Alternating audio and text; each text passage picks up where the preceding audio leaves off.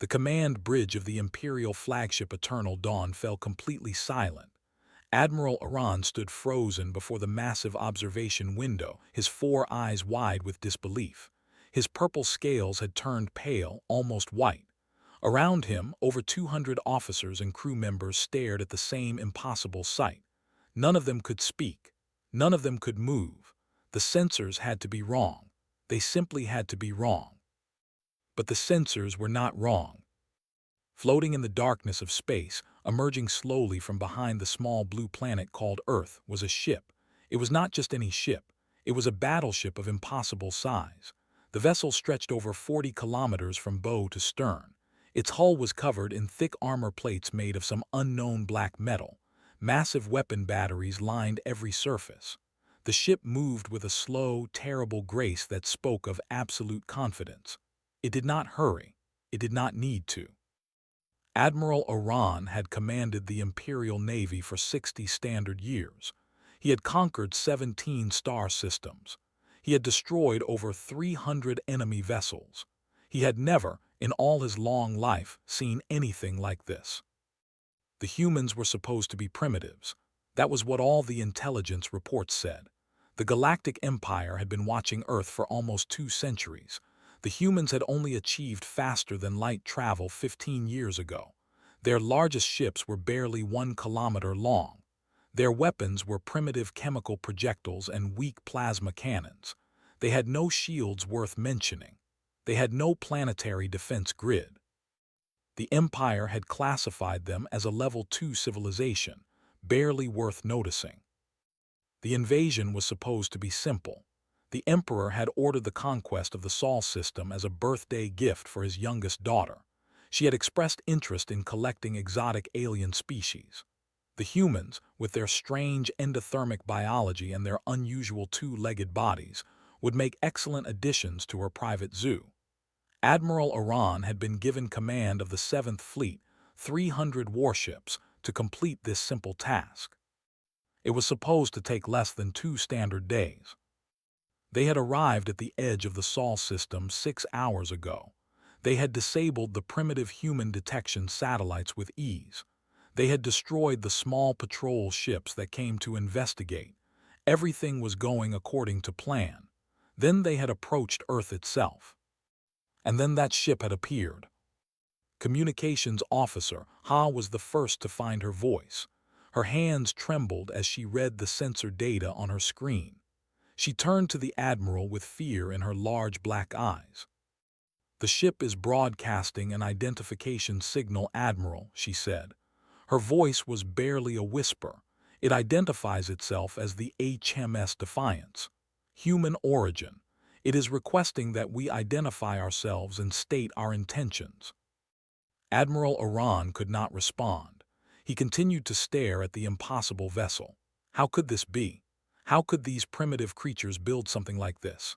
The HMS Defiance was larger than any ship in the entire Galactic Empire. It was larger than any ship in recorded galactic history. The biggest Imperial dreadnought was only 15 kilometers long. This human ship was almost 3 times that size. "Sir," the weapons officer spoke up. His voice cracked with barely controlled panic.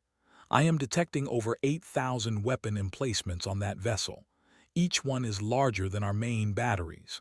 Sir, if those weapons are functional, that single ship could destroy our entire fleet." Admiral Aran finally managed to speak. "That is impossible," he said. His voice sounded weak even to his own ears. "The humans do not have the technology. They cannot have built this." But the evidence was floating right in front of them, undeniable and terrifying. On board the HMS Defiance, Captain Sarah stood on her own command bridge with her hands clasped behind her back. She was a small woman with short black hair and sharp brown eyes. She wore the simple gray uniform of the United Earth Defense Force. Around her, her crew of 12,000 worked at their stations with calm efficiency. There was no panic here. There was no fear. They had been waiting for this moment for a long time. "Captain," Communications Officer Williams reported, "the alien fleet is not responding to our hails. They appear to be in some kind of shock." Captain allowed herself a small smile. "I imagine they are," she said. "Give them another minute, then hail them again." The truth about humanity was something the Galactic Empire had never discovered. The truth was that humans were not primitives at all. They were something far more dangerous. They were survivors. 300 years ago, long before the Galactic Empire had started watching Earth, another alien species had visited the Sol system. They were called the Harvesters. They traveled from world to world, consuming all life, stripping planets down to bare rock. They had arrived at Earth expecting easy prey. They had been very wrong. The war against the Harvesters had lasted 40 terrible years. Billions of humans had died. Entire continents had been burned. The oceans had boiled. The sky had turned black with ash. But humanity had refused to surrender. They had refused to die. They had fought with everything they had, and in the end they had won. From the ashes of that war, humanity had risen stronger than ever before. They had reverse-engineered harvester technology. They had built weapons beyond anything the galaxy had seen. They had constructed ships that could challenge gods. And then they had hidden everything. The leaders of Earth had understood something important. The universe was vast and dangerous. Other threats would come, perhaps worse threats. Humanity needed to be ready, but humanity also needed to be underestimated. If the galaxy knew what humans were truly capable of, they would unite against them. They would try to destroy the threat before it grew too strong. So Earth had played a role. For 3 centuries they had pretended to be primitives. They had launched small, weak ships. They had used simple weapons. They had acted exactly like a young species taking its first steps into space. The hidden shipyards on the dark side of the moon continued their work in secret. The weapon research facilities deep beneath the Earth continued their experiments.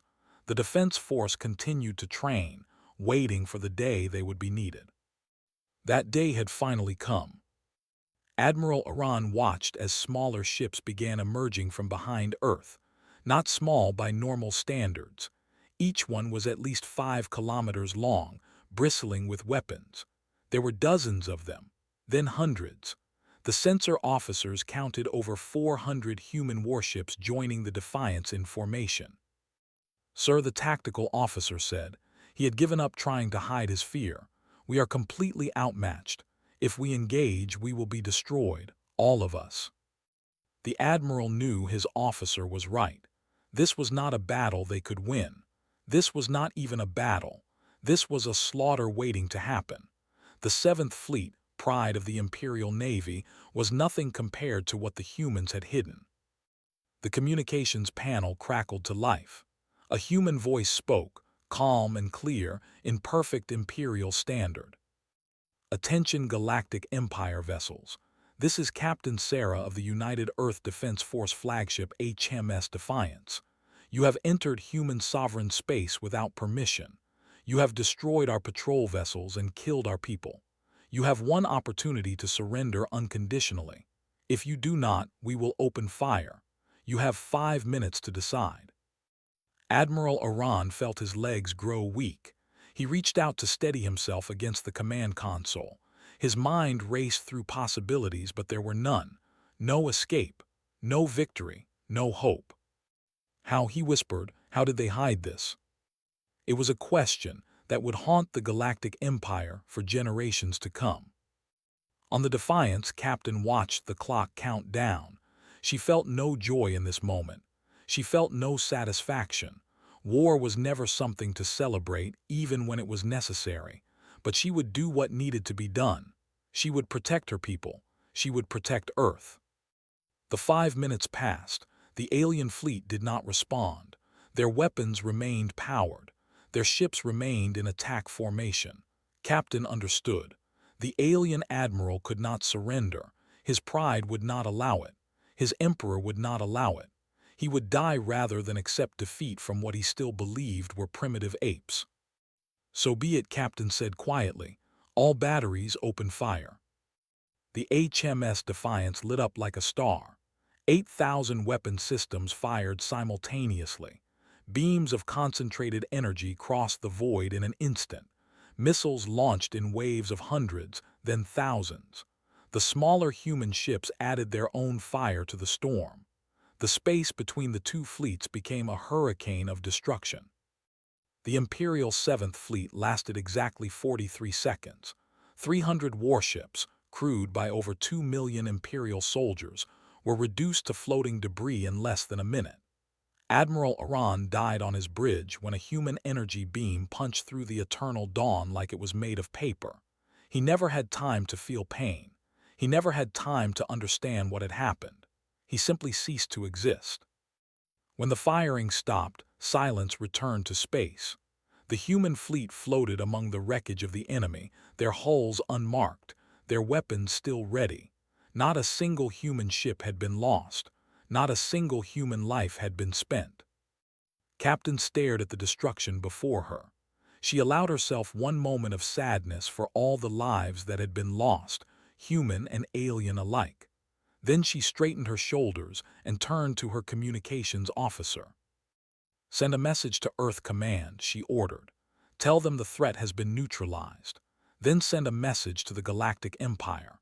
Tell them that humanity is no longer hiding. Tell them that we are willing to negotiate peace. But make it very clear that if they attack us again, if they threaten our world or our people, we will bring this war to their doorstep. We will show them what humanity is truly capable of." The message was sent. It traveled across the stars at faster than light speeds, reaching the capital of the Galactic Empire within hours. The Emperor read it with trembling hands. His advisors stood around him in terrified silence. Everything they thought they knew about the universe had just changed. In the years that followed, historians would call this moment the Great Awakening. It was the day humanity stopped pretending. It was the day the galaxy learned to fear the small blue planet called Earth. It was the day the Galactic Empire stared in horror at the ships they could not believe existed and understood a terrible truth. Humans were not prey. They had never been prey. They were the monsters that other monsters feared.